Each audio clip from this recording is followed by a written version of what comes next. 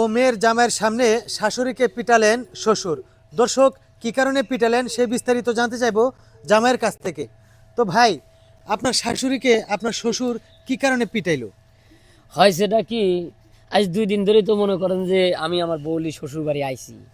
আমার শাশুড়ি পিঠে মিঠে বানাইছে, আমরা খাইতেছি, ভালো মন্দ সব কিছু করতেছি, ঠিক আছে। তো আমি আমার বউ কইছি চলো যাই, 2 দিন তো হয়ে গেছে। আমার শাশুড়ি কয় যে না আর কয়েকদিন থাকো।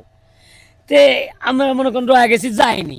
এখন হঠাৎ করে মনে করেন যে আমি আর আমার বউ ওই জায়গায় গল্প করতেছি, এখন শাশুড়ি দাপড় দুপুর পিটতেছি, হানে লিয়ে আসি দৌড় বেরিয়ে আসি, দেখি যে করে পিঠে মনে করে যে শোয়া ফেলাইছি ভাই।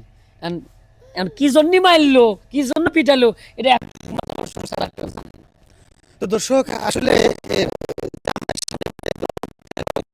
কোনো জামাই জানতেই পারে নাই যে কি কারণে পিটালো। তো এখন আমরা চলে যাব শ্বশুরের কাছে।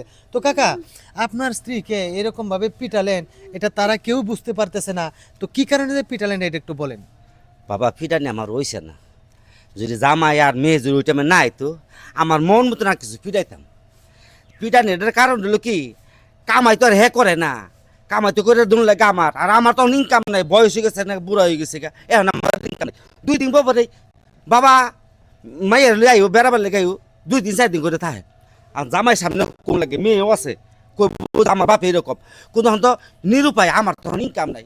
আইয়া রে তুই মুরগির রান, এতে রান, গরুর গুস্তু, এই ফিডা সেই ফিডা, এই খাওয়ার লাগে এত টাকা পয়সা করে পাবো, হে খালি ফোন দিয়ে খালি আনা। এই লেগে আমার মনটা হয়েছিল না না না, আরে থাক থাক থাক থাক থাক থাক থাক না, এখন না। যাই হোক, আমরা আসছি যে, তো এখন আর পিটাপিটির দরকার নাই। তো এখন চলে যাব একটু আন্টির কাছে। তো আন্টি, একটু সোজা হয়ে বসেন, আমাদের সাথে একটু কথা বলেন। তো আপনার পরিবারে তো দেখা যাচ্ছে যে ইনকাম সোর্স নাই বললেই চলে।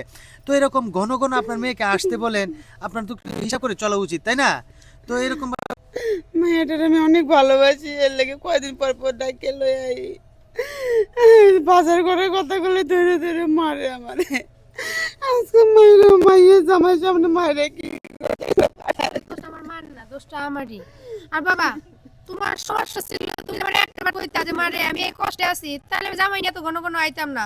কিন্তু তুমি মারে এইভাবে মারছো, লোকজন ডাকছো, বিচার বসাইছো, এটা শোনো, ঠিক করো নাই। এগুলি তোমাকে বাপ মা বোঝা কয়- দরকার।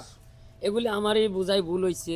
কারণ তুমিও, তোমার মাও আমাকে ফোন দেয়, তোমাকে ফোন দেয়, তুমিও খালি কজ ল মা ডাকতেছে, ল মা ডাকতেছে, কিন্তু এইটুক আসলে বোঝো না যে সে একটা বৃদ্ধ মানুষ, তার কামাই রোজগার নাই। আমরা গেলি সে আমারে মানে যে বেশি জিনিস দিয়ে খাওয়াবি লয়, সে অবশ্যই মাছ আমি ভালো মন্দ খাওয়ার।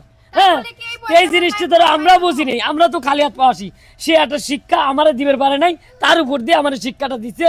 আসলে এগুলি আমার বোঝাই ভুল, শুধু আমার লয়, আমার মতো যারা আছে প্রত্যেকেরই এই জিনিসটা আসলে বোঝা দরকার যে একটা বৃদ্ধ বাবা আমরাই শ্বশুর শাশুড়ি থাকলে আমরা খাওয়াবো। আমরা কি করি, আমরা এসে আনন্দ ফুর্তি করে খাই, কিন্তু লোকটা এসে টাকাটা কোনোভাবে ঋণ করে এনে দিচ্ছে না, কোনো কিছু বেচতেছে, কোনো একটা ক্ষতি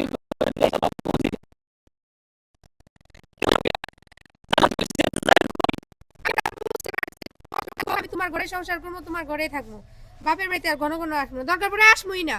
বিয়ে হয়েছে, স্বামীর বাড়িতে থাকবো, ভুলটা তো আমারই। না আসবা আসবা। তো দর্শক, কিছুদিন পর আসলে আসবা। আমরা যতটুকু বুঝতে পারলাম যে এই পরিবারে অভাব অনটনটা বেশি, আর সেই ক্ষেত্রে যদি মেহমান মানে প্রতিনিয়ত আসতেই থাকে, তখন কিন্তু ওনাদেরকে মানে মেহমানদেরকে আপ্যায়ন করার যে একটা এক্সট্রা খাবার দাবার থেকে শুরু করে অনেক কিছু প্রয়োজন হয়, সেইটা মেটাতে গিয়ে কিন্তু ওনার অনেকটা পরিশ্রম হয়ে যায়। এই কারণে কিন্তু এই রাগের ক্ষোভে ওনার শাশুড়িকে মায়ের দূর করলো। তো এখন আমরা একটু চলে যাব প্রতিবেশীর কাছে।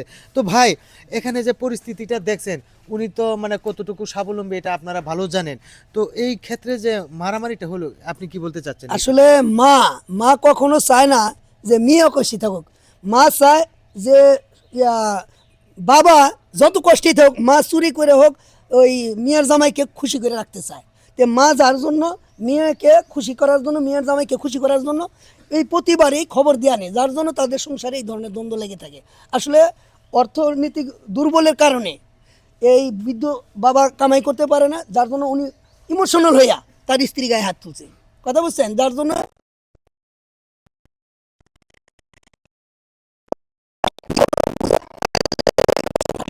সমাজে, এভাবে থাকা ঠিক না।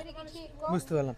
তো দর্শক, আমাদের এই ভিডিওটা তৈরি করার কারণ হলো একটু সতর্কতার জন্য। সেই সতর্কতা হলো যে আসলে আমরা তো যেমন 5 আঙ্গুল 5টা সমান না, এরকম মানুষের মধ্যেও কিন্তু উঁচু নিচু লেভেল থাকে ধনী গরিবের। তো একটা লোক কতটুকু কিভাবে চলতে পারতেছে না পারতেছে এটা আমাদের দেখে শুনে কিন্তু তাদের বাড়িতে যাওয়া আসা উচিত। তো দর্শক, ছিল মূলত এই ভিডিওটা বিনোদনের জন্য। যদি আপনাদের কাছে এই ভিডিওটা ভালো লেগে থাকে তাহলে অবশ্যই লাইক কমেন্ট